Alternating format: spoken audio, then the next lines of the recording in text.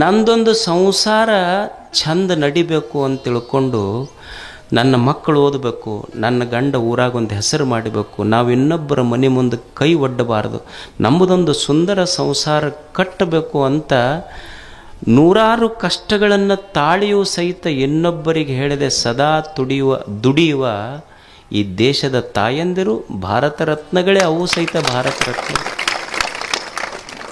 ಯಾರು ಭಾರ ಆಗಿಲ್ಲ, ಯಾರು ಭಾರತ ರತ್ನ ಯಾರು ಭಾರತೀಯರು ಅಂದ್ರೆ ಯಾರು ಈ ಭಾರತಕ್ಕೆ ಭಾರ ಆಗಿಲ್ಲ ಅವರೇ ಭಾರತೀಯರಷ್ಟೇ.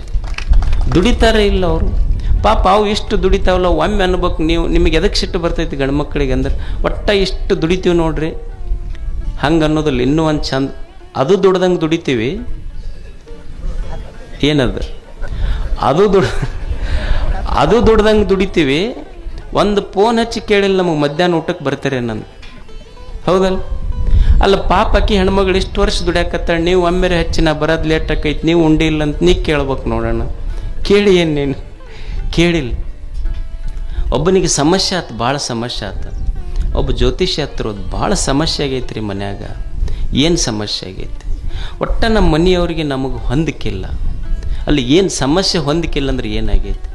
ಅವ್ರು ಏನು ಅಡುಗೆ ಮಾಡ್ತಾರೆ ಒಟ್ಟು ಸ್ವಾದ ಇಲ್ಲ ಅದ್ರಾಗ ನನಗೆ. ಅಲ್ಲೋ ಜ್ಯೋತಿಷ್ಯದಾಗ ಏನರ ಹೇಳ್ಬೋದು, ನಿನ್ನ ಸಮಸ್ಯೆನೂ ನಮ್ಮ ಮನೆಯಾಗ ಹೋಯ್ತಿದ್ದು ಸಮಸ್ಯೆ ಅಂದ ಸೇಮ್ ಪ್ರಾಬ್ಲಮ್. ಅಲ್ಲಿ ನಮ್ಮ ಮನ್ಯಾಗೂ ಹಿಂಗಾಯ್ತು. ಇದಕ್ಕೆ ಜ್ಯೋತಿಷ್ಯದಾಗ ಏನು ಹೇಳಕ್ಕೆ ಬರೋದಿಲ್ಲ ಅಂದ್ರೆ ಅವ್ರ ಜ್ಯೋತಿಷ್ ಅಲ್ರಿ ಮತ್ತು ಏನು ಹೇಳ್ಬೇಕು ಇದಕ್ಕೆ? ಒಟ್ಟು ಅವ್ರು ಏನು ಸ್ವಾದನ ಇರೋದಿಲ್ಲ ಅದ್ರಾಗ. ಏನು ಮಾಡೋದು ತಮ್ಮ? ಇದಕ್ಕೇನೂ ಇಲ್ಲ. ಜ್ಯೋತಿಷ್ಯದಾಗಂತೂ ಇದು ಕೂತ್ರಿಲ್ಲ. ನೀ ಎಷ್ಟು ಪಗಡಿ ಅವೇನು ಹಾಡ್ತಿರ್ಲಿ ಎಲ್ಲ ಹಾಕಿ ನೋಡಿದ್ರು ಏನೂ ಉತ್ತರ ಇಲ್ಲ. ಇದಕ್ಕೆ ಇರೋದು ಒಂದೇ ಉತ್ತರ ಏನಂದ್ರೆ ಅವ್ರು ಹೆಂಗಾರ ಮಾಡಲಿ ಭಾಳ ರುಚಿಯಾಗೈತೆ ಅಂತ ಹೇಳ್ಬೇಕಟ್ಟ. ಇದನ್ನು ಬಿಟ್ಟರೆ ಬೇರೆ ಉತ್ತರ ಇಲ್ಲ. ಅವ್ರು ಏನಾರ ಕುದಿಸ್ಲಿ ಹೇಳ್ಬೇಕು ಚಂದ ಭಾಳ ರುಚಿಯಾಗೈತೆ ಅಂತ ಹೇಳ್ಬೇಕು. ಇದು ತಲೆಯಾಗಿತ್ತ ಅದ ಇಟ್ಕೊಂಡು ಬಂತು ಮನೆಗೆ. ಅವ್ರು ಅವತ್ತು ಹೋಳಿಗೆ ನೀಡಿದ್ರು ಇದಕ್ಕೆ. ಉಂಡವನ ಒಂದು ತುತ್ತು ಉಂಡಂದ ಇಂಥ ರುಚಿ ಹೋಳಿಗೆ ಎಂದೂ ಉಂಡಿಲ್ಲ ಅಂದ. ಕೊಟ್ಲು ಏಟೊಂದು 20 ವರ್ಷ ಮಾಡಿ ಹಾಕಿ ನೀವು ಒಮ್ಮೆ ರುಚಿ ಅಂದಿಲ್ಲ. ಇವತ್ತು ಮಗ್ಗಲ ಮನೆಯಕ್ಕೆ ಹೋಳಿಗೆ ಮಾಡಿ ಕೊಟ್ಟಿದ್ದಕ್ಕೆ ಎಷ್ಟು ರುಚಿ ಆತ? ಇಷ್ಟು ದಿವಸ ಮಾಡಿ ಹಾಕಿ ನಿನಗೆ ಒಂದು ದಿವಸರ ರುಚಿ ಅಂದಿಲ್ಲ ನೀನು. ಒಂದು ದಿವಸ ಮಗ್ಗಲ ಮನೆಯಕ್ಕೆ ಹಾಕಿದ್ದಕ್ಕೆ ಎಷ್ಟು ರುಚಿ ಆತ ನಿನಗೆ? ಅಲ್ಲ ಸುಮ್ಮನೆ ಅನ್ಕೊಂತ ಹೋಗಿದ್ರೆ ಕಪಾಳ ಬಾಯದ ಉಳಿತಿತ್ತು. ನಾ ಹೇಳಿದೆ ಮಾತು ಸಂಸಾರ ಕಟ್ಟತಾವ, ಮಾತು ಸಂಸಾರ ಕೆಡಿಸ್ತಾವ. ಮಾತೆಂಬುದು ಜ್ಯೋತಿರ್ಲಿಂಗ, ಅದು ಕಲ್ಲಿನ ಲಿಂಗ ಅಲ್ಲ, ಬೆಳಕಿನ ಲಿಂಗ ಅದು ಅಷ್ಟೆ. ಮಾತು ಸಂಪತ್ತು, ಸದ್ಭಾವ ಸಂಪತ್ತು, ತಂದೆ ತಾಯಿಗಳ ಸಂಪತ್ತು, ಮಣ್ಣು ಸಂಪತ್ತು, ನೀರು ಸಂಪತ್ತು. ಈ ವಿಶ್ವ ಏನಿದೆ ತೋರುವ ಅನಂತ ವಿಶ್ವವೇ ಸಂಪತ್ತು ಅಂತ ತಿಳ್ಕೊಂಡು ಬಿಟ್ಟರೆ ನಮ್ಮನ್ನು ಬಡತನನೇ ಬರೋದಿಲ್ಲ, ನಾವು ಬಡವರಾಗಿ ಉಳಿಯುವುದಿಲ್ಲ ಜಗತ್ತಿನಲ್ಲಿ. ಅದಕ್ಕೆ ಐಶ್ವರ್ಯ ಮೂಲ ಲಿಂಗಾರ್ಚನೆ ಎಂಬೆ ಇದು ದೇವನದು ಅಂತ ಪ್ರೀತಿಸಷ್ಟೆ. ಇದು ನಂದು ಅಂತ ಪ್ರೀತಿಸುವುದಲ್ಲ, ಇದು ದೇವರದು ಅಂತ ಪ್ರೀತಿಸುವುದು.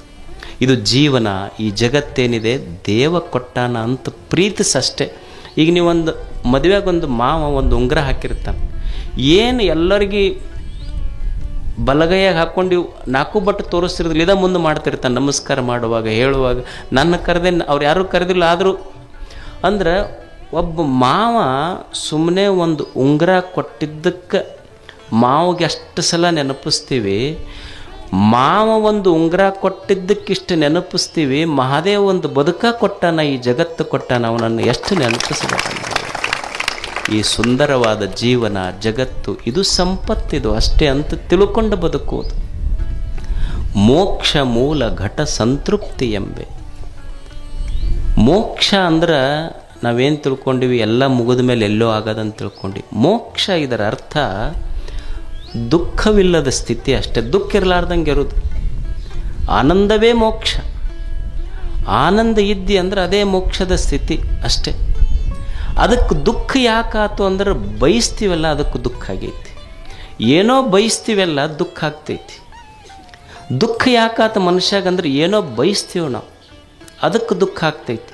ಮತ್ತು ನೀವು ಅನ್ಬೋದು, ಮತ್ತು ಬಯಸಲಿಲ್ಲ ಅಂದ್ರೆ ಜೀವನ ನಡೀತೈತೆ ಅನ್ರಿ ಗುರುಗಳ? ಬಯಸಿದ್ರೆ ದುಃಖ ಐತೆ ಅಂತ ನೀವು ಅಂತೀರಲ್ಲ, ಬಯಸದೇ ಇದ್ದರೆ ಜೀವನ ನಡೀತೈತೇನು? ಈಗ ಒಬ್ಬ ವಿದ್ಯಾರ್ಥಿ ಅದಾನ, ಓದ್ತಾನವ ಪಾಪ ಕಷ್ಟಪಟ್ಟು, ಫಸ್ಟ್ ರ್ಯಾಂಕ್ ಬರಬೇಕು ಅಂತ ಬಯಸಬಾರ್ದೇನು. ಒಬ್ಬ ಯುವಕ ಅದಾನ, ವ್ಯಾಪಾರ ಮಾಡ್ತಾನೆ, ನಾನು ಲಾಭ ತೆಗಿಬೇಕು ಅಂತ ಬಯಸಬಾರ್ದೇನು. ಒಬ್ಬ ಓದು ಹುಡುಗದ, ನಾನು IAS ಮಾಡಬೇಕು, UPSC ಕೋಚಿಂಗ್ ತಗೊಂಡು ಪಾಸ್ ಆಗಬೇಕು ಅಂತಾನೆ. ಅಲ್ಲ, ಬಯಸೋದು ತಪ್ಪೈತೇನು? ಬಯಸೋದು ತಪ್ಪಲ್ಲ. ಯಾಕೆ ಬಯಸಬಾರ್ದು ಅಂದರು ಅಂದ್ರೆ, ಬಯಸಿದ್ದು ತಪ್ಪಲ್ಲ, ನಾನು ಬಯಸಿದ್ದೆಲ್ಲ ಈಡೇರ್ತೈತೆ ಅನ್ನೋದು ತಪ್ಪು ಈ ಜಗತ್ತಿನೊಳಗೆ. ಅದರಿಂದ ದುಃಖ ಆಗೈತಿ. ಬಯಸೋದು ತಪ್ಪಲ್ಲ, ಬಯಸಿದ್ದೆಲ್ಲ ಈಡೇರ್ಬೇಕಂತೀವಲ್ಲ ಅದು ತಪ್ಪು. ಈ ಜಗತ್ತಿನೊಳಗೆ ನಾವೇನು ಬಯಸೀವಿ, ಬಯಸಿದ್ದು ಸಿಕ್ಕಿಲ್ಲ, ಬಯಸಿದಷ್ಟು ಸಿಕ್ಕಿಲ್ಲ, ಬಯಸಿದವರು ಸಿಕ್ಕಿಲ್ಲ, ಸಿಕ್ಕವ್ರು ನಾ ಬಯಸ್ದಂಗಿಲ್ಲ. ಇದು ಜಗತ್ತಿನ ವಿಪರ್ಯಾಸ. ಇದು ಬಯಸಿದ್ದು ಸಿಕ್ಕಿಲ್ಲ, ಬಯಸಿದಷ್ಟು ಸಿಕ್ಕಿಲ್ಲ, ಬಯಸಿದವರು ಸಿಕ್ಕಿಲ್ಲ, ಸಿಕ್ಕವ್ರು ನಾ ಬಯಸ್ದಂಗಿಲ್ಲ. ಇದು ವಿಪರ್ಯಾಸ. ಅದಕ್ಕೆ ನಾ ಅನ್ಕೊಂಡಂಗೆ ಏನೂ ನಡೆಯುವುದಿಲ್ಲ ಈ ಜಗತ್ತಿನೊಳಗೆ. ಜಗತ್ತು ಹೆಂಗಿರ್ತೈತಿ ಹಂಗೆ ನಾವು ಒಪ್ಕೊಂಡು ಬದುಕುವುದನ್ನು ಕಲಿಬೇಕಿಲ್ಲ ಅಷ್ಟೆ.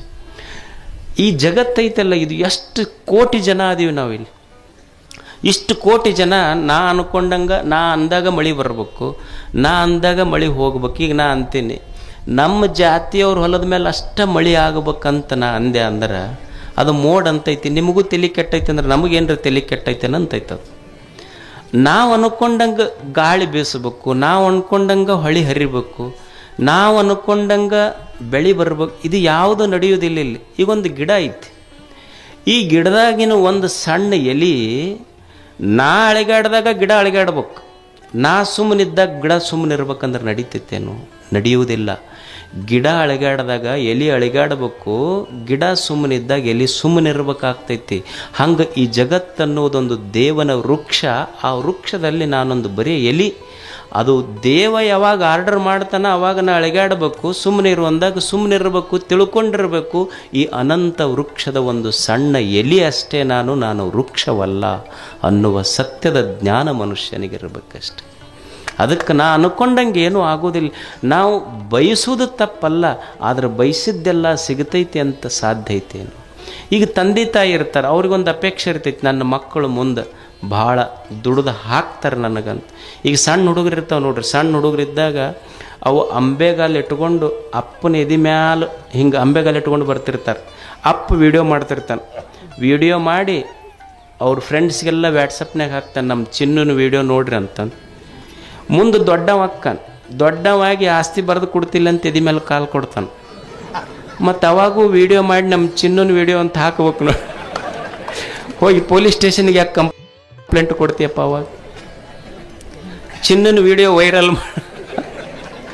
ಅವಾಗ ವಿಡಿಯೋ ಮಾಡೋದ್ರಲ್ಲಿ ಕಂಪ್ಲೇಂಟ್ ಕೊಡ್ತಾನೆ. ಇವು ಮಕ್ಕಳಲ್ರಿ ಒಲೆ ನೆಕ್ಕಳಿವು ಅಂತ. ಅಂದ್ರೆ ನಾ ಬಯಸ್ದಂಗೆ ನಡೆಯೋದಿಲ್ಲ ಇಲ್ಲೆಲ್ಲ. ಈಗ ಹತ್ತಿರ್ತಾಳ, ಸೊಸಿ ಬಂದು ಕೂಡಲೇ ಬಿಸೇದು ಮಾಡಿ ಹಾಕ್ತಾಳಂತ ಆಕಿಗೆ ಅಪೇಕ್ಷೆ ಇರ್ತೈತಿ. ಹಂಗೆ ನಡೀತೈತೇನೆ ಎಲ್ಲರ ಮನ್ಯಾಗ ಹೇಳ್ರಿ ನೀವು. ಆಕಿ ಹೊಸದಾಗಿ ಮದುವೆ ಆದ ಕೂಡಲೇ ಸೊಸಿ ಬಂದ್ಲು, ನಿನಗೆ ಇಡ್ಲಿ ಮಾಡಕ್ಕೆ ಬರ್ತಾನೆ, ಇಡ್ಲಿ ಬರ್ತಾನಂತ ಬರ್ತೈತಿ, ದೋಸೆ ಬರ್ತೈತಿ, ಹೋಳಿಗೆ ಬರ್ತೈತಿ, ರೊಟ್ಟಿ ಪಲ್ಯ ಬರ್ತೈತಿ. ಅವಾಗ ಹತ್ತಂದ್ರೆ ಇದೆಲ್ಲ ಬರ್ತೈತೆ ನಿನಗೆ, ಇದು ಎಲ್ಲ ಬರ್ತೈತಿ. ಹೋಟೆಲ್ನಾಗ ಆರ್ಡ್ರ್ ಕೊಟ್ಟು ಇದಕ್ಕಿಂತ ಜಾಸ್ತಿನೇ ಬರ್ತೈತೆ ಅಂದ್ರೆ ಅಪೇಕ್ಷೆ ಐತಿ, ಆದರೆ ಈಡೇರ್ತಾವನ್ನೆಲ್ಲರೂ.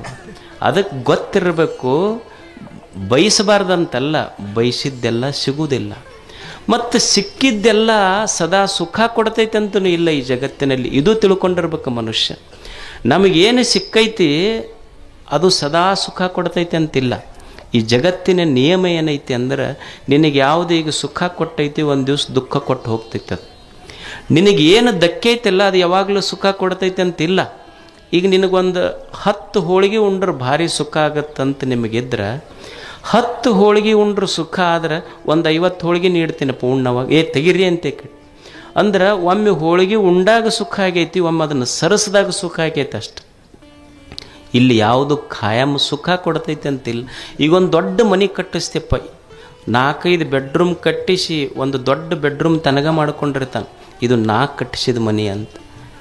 ಆಶ್ಚರ್ಯ ಏನು ಅಂದ್ರೆ, ನೀ ಇಷ್ಟು ಕಷ್ಟಪಟ್ಟು ಮನೆ ಕಟ್ಟಿಸಿ ಇದು ಖಾಯಾಮ ನಂದ ಇರ್ತೈತೆ ಅಂತ ಇಲ್ಲ. ಇಲ್ಲಿ ಯಾವುದು ನಿನಗೊಂದು ದಿವಸ ಬೆಡ್ರೂಮ್ ಆಗಿತ್ತಲ್ಲ, ಒಂದು ದಿವಸ ಅದೇ ನಿನ್ನ ಡೆಡ್ ರೂಮು ಆಗ್ತೈತೆ. ಅದೇ ರೂಮ್ನಾಗ ಹಾಕ್ತಾರೆ ನಿನಗಷ್ಟೇ. ಯಾವುದು ಉಳಿಯುವುದಿಲ್ಲ ಈ ಜಗತ್ತಿನಲ್ಲಿ. ಅದಕ್ಕೆ ತಿಳ್ಕೊಂಡಿರಬೇಕು, ನನಗೆ ಇಲ್ಲಿ ನಾ ಬಯಸಿದ್ದು ಸಿಗೋದಿಲ್ಲ, ಸಿಕ್ಕಿದ್ದ ಖಾಯಂ ಸುಖ ಕೊಡೋದಿಲ್ಲ. ಅದಕ್ಕೆ ದೇವರು ಏನು ನನ್ನ ಪಾತ್ರೆಯೊಳಗೆ ಹಾಕ್ಯಾನ ಅದನ್ನು ಉಂಡು ಸಂತೋಷವಾಗಿರೋದಷ್ಟೆ. ಈ ಜಗತ್ತಿನಲ್ಲಿ ಕಲಿಯುವುದೇನು ಅಂದರೆ ದೇವ್ರು ಏನು ನನ್ನ ಉಡ್ಯಾಗ ಹಾಕ್ಯಾನ, ಇನ್ನೊಬ್ಬರ ತಾಟಿನಾಗ ಏನೈತಿ ಅದನ್ನು ನೋಡಿ ಆಶೆ ಪಡುವುದಲ್ಲ.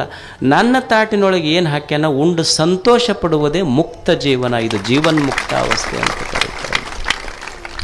ಸುಮ್ಮ ದೇವರು ಏನು ಒಂದು ಜೀವನ ಕೊಟ್ಟಾನ ಇದನ್ನು ಸಂತೋಷ ಪಡುವುದಷ್ಟೆ. ಅದಕ್ಕೆ ಜೀವನ ಅಂದರೆ ಇಷ್ಟೇ ಕಲಿಯೋದು. ಒಂದು ಜ್ಞಾನ ಇರಬೇಕು, ಜ್ಞಾನ ಬೇಕಂದ್ರೆ ಒಂದಿಷ್ಟು ಗುರುಗಳ ಮಾತು ಕೇಳೋದು. ಐಶ್ವರ್ಯ ಬೇಕು ಅಂದ್ರೆ ಭಾವ ದೊಡ್ಡದು ಮಾಡೋದು, ಇದೆಲ್ಲವೂ ಐಶ್ವರ್ಯವೇ ದೇವನದು. ಒಂದಿಷ್ಟು ಮುಕ್ತಾವಸ್ಥೆ ಬೇಕಾಗಿತ್ತು ಅಂದ್ರೆ, ಜೀವನ್ ಮುಕ್ತನಾಗಿ ಬದುಕಬೇಕಾಗಿತ್ತಂದ್ರೆ, ಚಿಂತೆ ಇಲ್ಲದಂಗೆ ಬದುಕಬೇಕಾಗಿತ್ತಂದ್ರೆ ದೇವರು ಏನು ಕೊಟ್ಟಾನ ಅದರಾಗ ಸಂತೋಷವಾಗಿ ಬದುಕುವುದು ಮನುಷ್ಯ ಅಷ್ಟೆ. ಜೀವನದ ಮೇಲೆ ಸ್ವಲ್ಪ ಸಣ್ಣ ಹೆಚ್ಚ ಕಡಿಮೆ ಆಗ್ತಿರ್ತಾವೆ. ಬರೇ ಕೊರತೆಗಳ ನೋಡಬಾರ್ದು.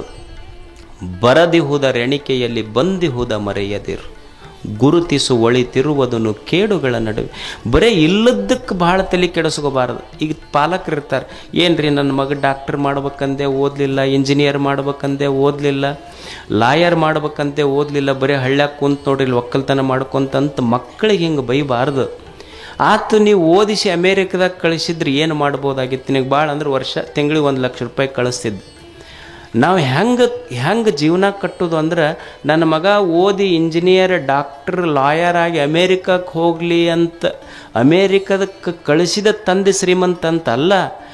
ರಾತ್ರಿ 9 ಆದ ಮೇಲೆ ಯಾವ ಮಗ ಬಂದು ನನ್ನ ಮಗ ತಂದೆ ಯಾವ ತಂದೆ ಜೊತೆಗೆ ರಾತ್ರಿ ಊಟ ತನ್ನ ಮಗ ಕುಂತು ಮಾಡ್ತಾನಲ್ಲ, ಆ ತಂದೆ ನಿಜವಾಗ್ಲೂ ಶ್ರೀಮಂತನೇ ಅವ.